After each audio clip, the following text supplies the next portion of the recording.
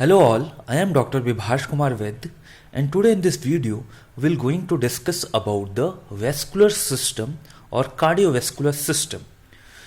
The vascular system is also known as the transport system of human body. Why it is called transport system of human body?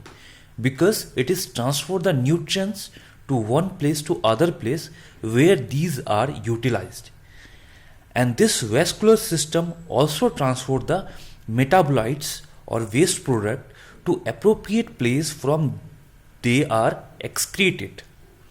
The conveying medium of this nutrient and this waste product is liquid tissue, that is blood, and this blood which flows in tubular channel called the blood vessels.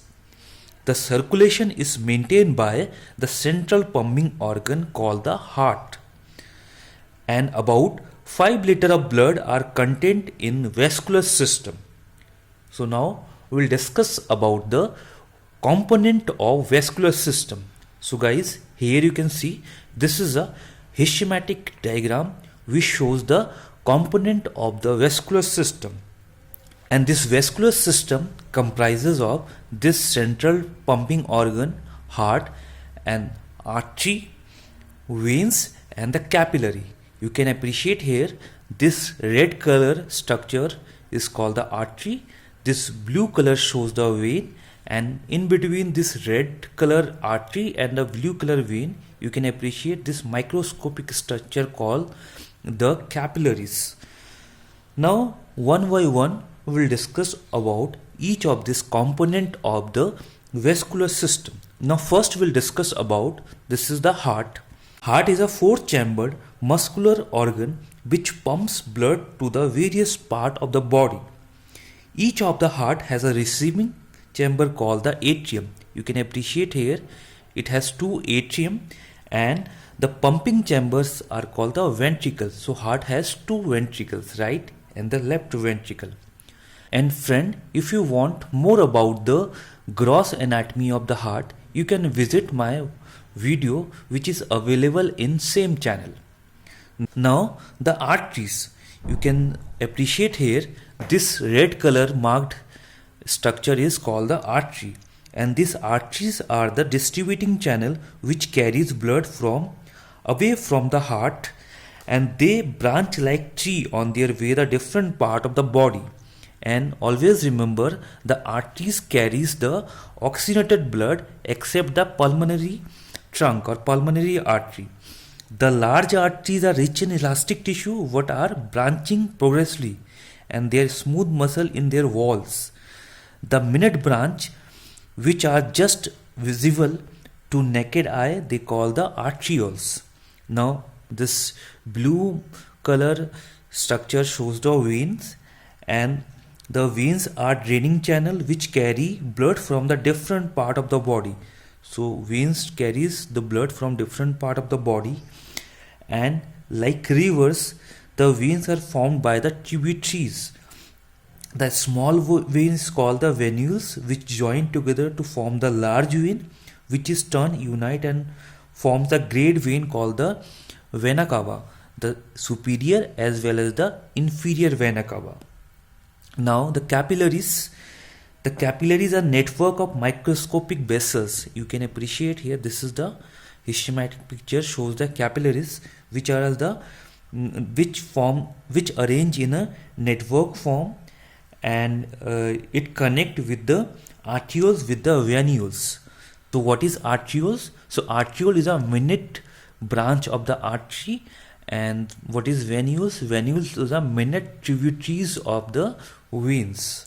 And this arterioles comes in the intimate contact with the tissue for a free exchange of nutrients and the metabolites across their wall between the blood and the tissue fluids. Capillaries are replaced by the sinusoids in certain organs like liver and spleen. When you appreciate the interior part of the liver and the spleen, you can find the space where the blood is filled, that is called the sinusoids. Then functionally blood vessels can be classified into 5 groups. One is the distributing vessels including the arteries, resistance vessel including the arterioles, and precapillary sphincters and exchanging vessels including the capillaries, sinusoids and the postcapillaries, venules, and reservoir vessels including the large venules and veins, and shunt including the various type of anastomosis. Now we'll discuss about the type of circulation of blood. So it is classified into three types. One is the systemic circulation, the pulmonary circulation and the portal circulation. So if we talking about the systemic circulation, so here you can see this is a schematic diagram which shows the systemic circulation. Systemic circulation start from the left atrium. This circle shows the four chamber of the heart. You can appreciate here this is the right atrium, right ventricle and the left ventricle. And the oxygenated blood reaches to the left ventricle through the left atrium. After the left ventricle, this oxygenated blood pumped to the remote arterioles through the aorta and its branches. Then at the capillaries, nutritive materials and oxygen pass from the blood to the tissue, and through them the waste product and the carbon dioxide return from the tissue to the blood, and finally the deoxygenated blood is returned to the heart through the venules, then the veins, then the superior inferior vena cava to the right atrium. So this is the systemic circulation. The oxygenated blood reaches to the left atrium to left ventricle.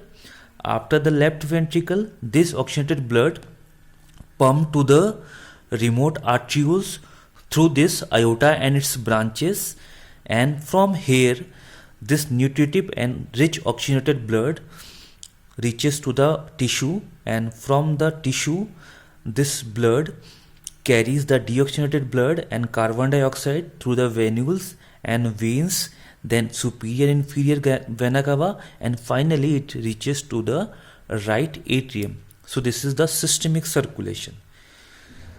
Now the pulmonary circulation. So here you can see this is a small schematic diagram which shows the pulmonary circulation, and the pulmonary circulation start from the right atrium. You can appreciate here this circle shows the four chamber of the heart.